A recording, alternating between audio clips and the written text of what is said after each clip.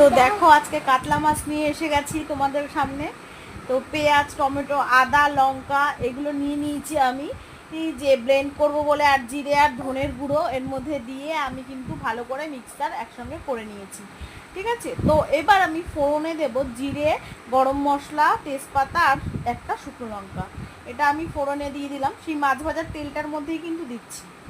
ঠিক আছে, তো মাছটা ভেজে নিয়েছি যে তেলটায়, ওই তেলটায়। তো এবার দেখো ওটাকে ভালো করে লাল করে ভেজে নেব। নেওয়ার পরে আমি যে মিশ্রণটা বানিয়ে রেখেছি, সেই মিশ্রণটা কিন্তু এবার আমি এর মধ্যে দিয়ে দেবো। ঠিক আছে, তো দেখো এই যে আমি দিয়ে দিচ্ছি, জিরে আর ধনে কিন্তু দিয়েছি আজকে। তো জিরে ধনে দিয়ে এবার দইটাকে আমি একটু ভালো করে, যেহেতু দই কাতলা একটু দইটা বেশি করেই দিয়েছি, তো দইটা দিয়ে একটু ব্লেন্ড করে নিয়েছি যাতে এটা মেশাতে আমাদের খুব ভালো হয়। আর তো এবার দেখো ওটা ভালো করে মেশাচ্ছি। ঠিক আছে, এবার আমি দইটা আস্তে করে সিমে দিয়ে তারপর কিন্তু এই দইয়ের ঘোলটাকে দিয়ে দেবো। ঠিক আছে, এটা কিন্তু ফুল জোরে দিয়ে কিন্তু করা যাবে না, তাহলে করলে হয়তো একটু অন্যরকম হতে পারে। তো যার জন্য আমি সিমে দিয়ে কিন্তু এই দইটাকে মিশিয়ে দিলাম।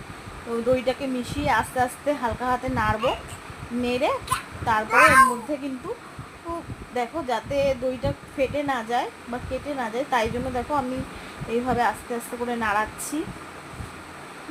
তো দেখো দইটা দিয়ে একটু ভালো করে কষিয়ে নিয়েছি। তো কষিয়ে নিয়ে কিন্তু এবার আমি এর মধ্যে হলুদ গুঁড়ো দেব আর একটু কাশ্মীরি লঙ্কার গুঁড়ো দেবো রঙের জন্য। ঠিক আছে, যেহেতু দইটা দিয়েছি একটু কালারটা ফ্যাকাশে হয়ে যেতে পারে, তার জন্য আমি দেখো লঙ্কার গুঁড়োটা কিন্তু ইউজ করছি।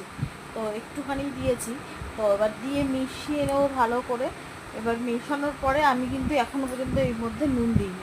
তো এবার এর মধ্যে আমি একটু পরিমাণ মতো নুন, এক ছোটো চামচের 1 চামচ নুন আর একটু চিনি দিলাম, যাতে স্বাদটা একটু ব্যালেন্স হয়ে যায়। তোমরা স্কিপও করে যেতে পারো, অসুবিধা নেই। তারপরে কিন্তু আমি আজকে ঠান্ডা জলটা ইউজ করছি, কারণ গরম জল আজকে করিনি, যার জন্য ঠান্ডা জলেই করেছি। তোমরা যদি পারো গরম জলে করতে পারো, গরম জলে করলেও খুব ভালো হয়। তো এবার দেখো আমি এটাকে কিন্তু হাই ফ্লেমে দিয়ে ফোটাবো। ভালো করে ফুটিয়ে আসলে তারপরে আমি 2টো কাঁচা লঙ্কা চেরা ওর মধ্যে দিয়ে দিয়েছি। তো এবার মাছগুলো আমি লাল লাল করে যে হলুদ আর লঙ্কার গুঁড়ো আর নুন দিয়ে ভেজে রেখেছিলাম, সেই মাছগুলো কিন্তু এবার এই ঝোলটা ফুটে এসছে। এবার আমি মাছগুলো কিন্তু ছেড়ে দেবো।